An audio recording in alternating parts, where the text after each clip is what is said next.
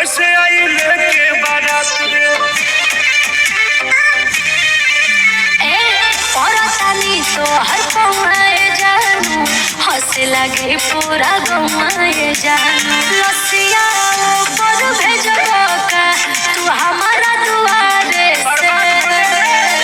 माल सजी हथियार से कहती है दुल्हवा सारे से तोर आशिक हई कुआरे से कहती है दुल्हवा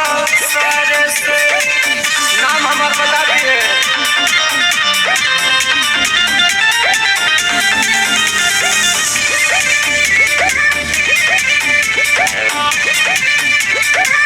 अरे सोहतानी जल्दी फेरा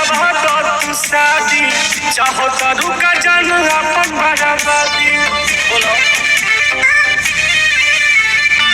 जिला जवार सब दुआरे मौजूदी कॉले बकुछ बाकी साथ जानू छोटी पंकज टुनटुन विकास हो तो चले लठारे से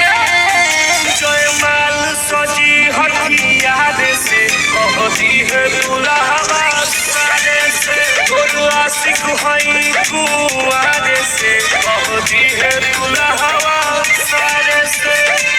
नाम हमार बता दी है।